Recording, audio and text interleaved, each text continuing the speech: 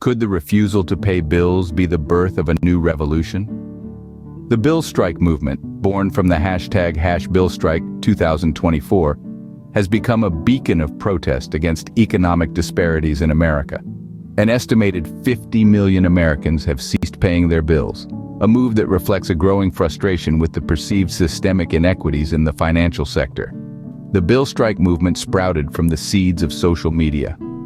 Advocating for the cessation of payments on utilities, credit cards, and loans, the movement stands as a symbol of defiance against high living costs, inflation, and a financial system that seems to disproportionately favor corporations and the wealthy elite.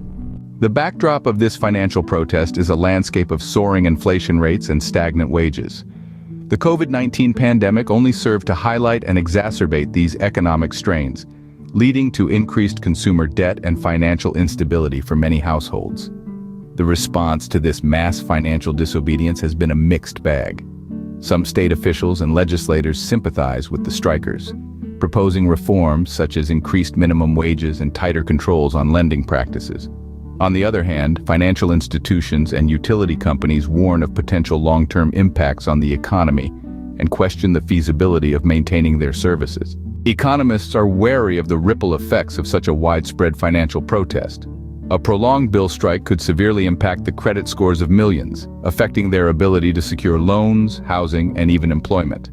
Furthermore, a significant drop in revenue for companies could lead to layoffs and cutbacks, potentially spiraling into a broader economic downturn.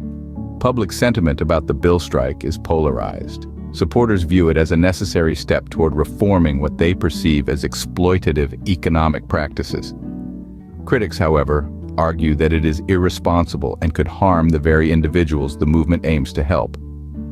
Despite these diverging viewpoints, the popularity of the movement reveals a deep-rooted yearning for significant economic change. The future of the bill strike movement is as uncertain as it is intriguing.